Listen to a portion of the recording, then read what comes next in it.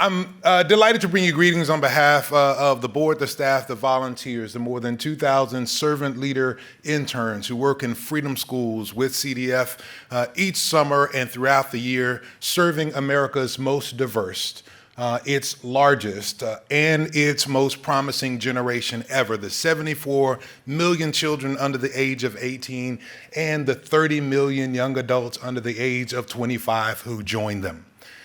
I do that in service and appreciation for your gathering on their behalf, and because the work that we'll do over the course of the next 2 days is really in their stead and for their benefit. So thank you for this gathering and invitation. I thank you, Jim, for centering and lifting up, as we will in a bit, both the inspirational and individual legacy of Marian Wright Edelman, our founder and president emerita at Children's Defense Fund, as we seek to extend her institutional legacy and looking forward to doing that work together, both at this summit and throughout the year. I've been charged to invite you to a challenging experiment, to consider over the next few minutes an America our children deserve.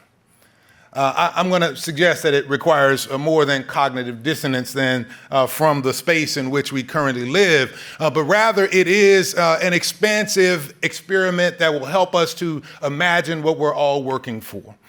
This is the charge that you are working on in your various communities and in your various ways, and now we're going to seek to do a little conjuring together. Is that all right? I come to this having met Mrs. Edelman in Washington, D.C. in 2015. I was introduced to her by the late elder, Dr. C.T. Vivian. Dr. Vivian was serving as an elder in resident for a similarly situated summit, but it included and focused on faith leaders across the country. I'd been invited to share and moderate a panel on the perspectives of young people who were experiencing the youth-led uprising in Ferguson, Missouri. In my community at the time, young people were holding space, redefining leadership because an 18-year-old had been cut down by someone who had been charged to protect and serve him. And young people decided to go outside and not go back in until somebody gave them some answers.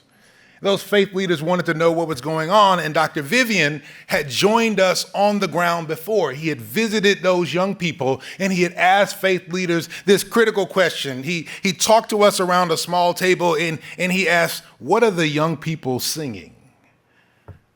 Singing? We talked to him about what some of the songs and chants were. They were very different than those of his time. It wasn't the melodies of a church house. It was rather the drum beat of hip hop. And these chants were the drum beat of the movement. And I asked, why would you ask, what are they singing? He suggested, because when the music stops, the movement stops.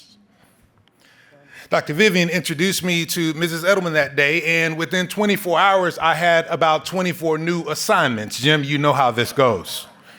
Within 24 hours, I was sitting on Mrs. Edelman's right as Dr. Vivian sat on her left, talking to all the summer interns at Children's Defense Fund and the staff for a lunch and learn about how we pass on this work from one generation of movement to the next.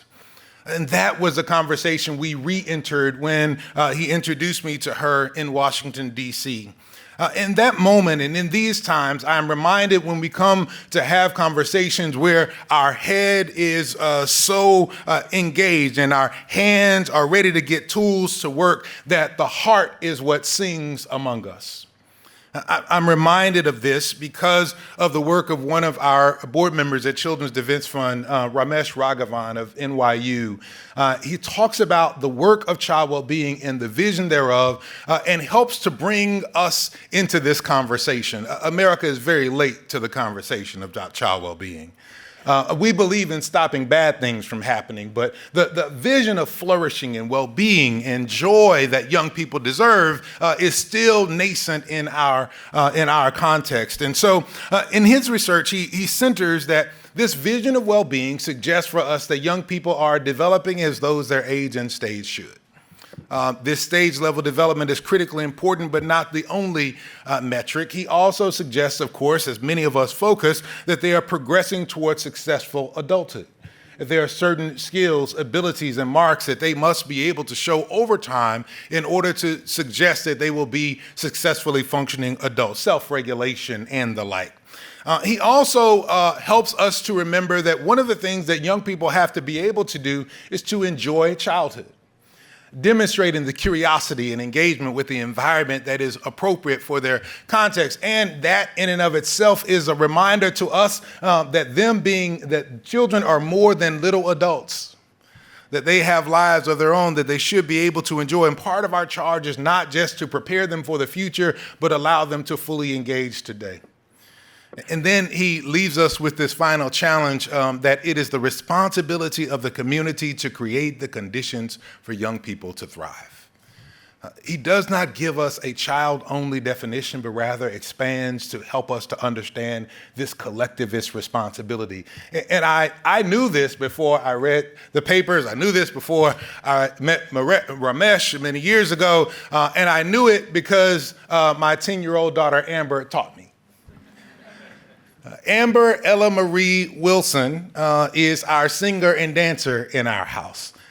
She is the one who, when we are paying no attention, but she just has proximity, will make up songs. Over time, I thought she was singing some stuff. I was wondering where she learned it. We spent a lot of time in church. We spent a lot of time in community. But she has tunes that I don't know. And I wonder, Amber, where did this come from? I made it up.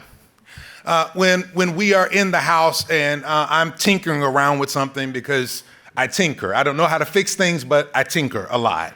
It usually works out. Sometimes it doesn't. But if I'm tinkering in the kitchen and my wife is doing work with some of her sorority groups where she is on her laptop or on a meeting, and my boys, she has 3 brothers who are her protectors.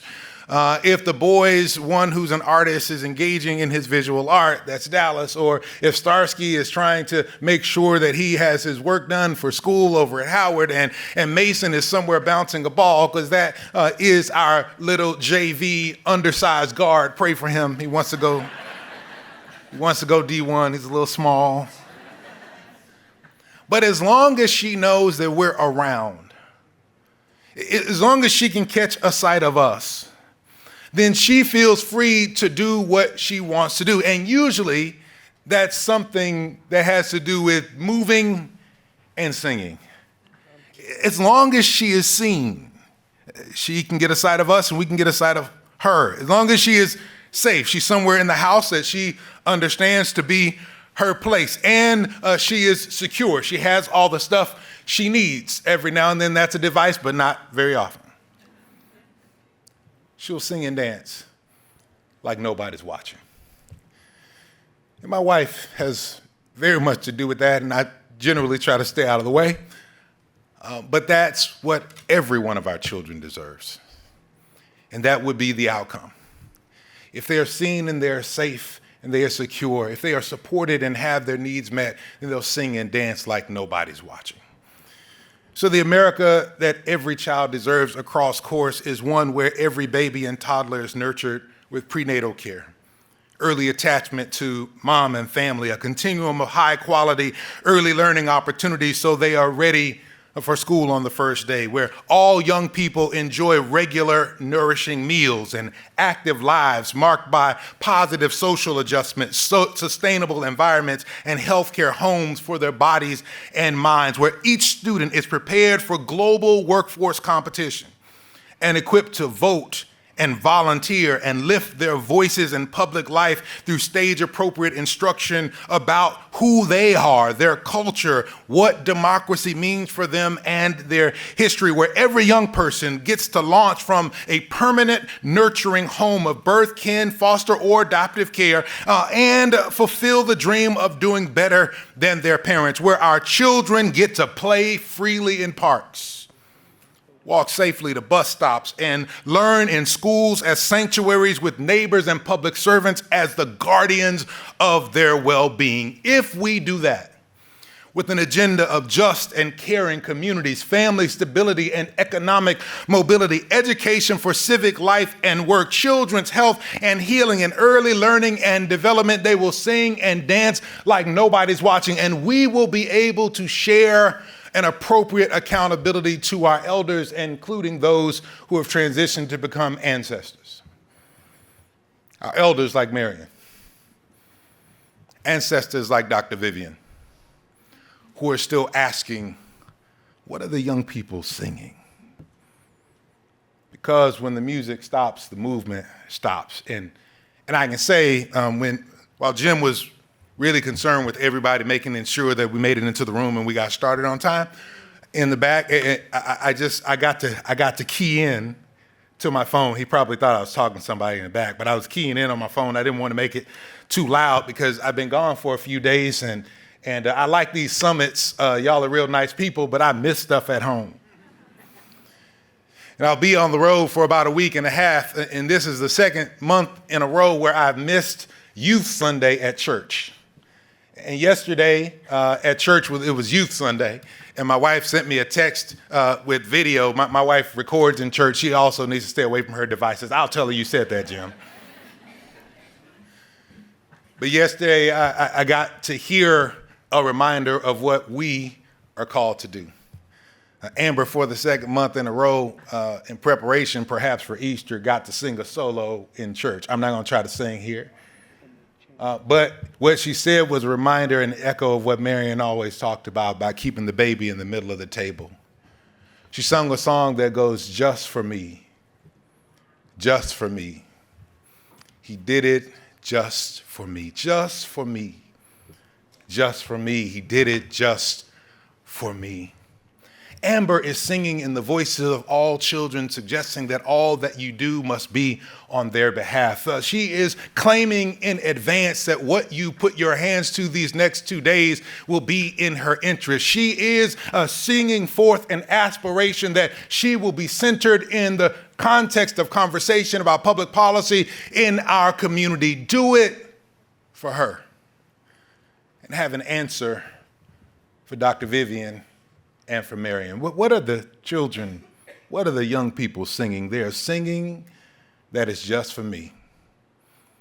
We get to enjoy the affirmation that we have built communities where young people grow up with dignity, hope, and joy, and we get to enjoy the music as we extend the work, with the reminder that when the music stops, the movement stops. And the children, docs, they're still singing. Blessings.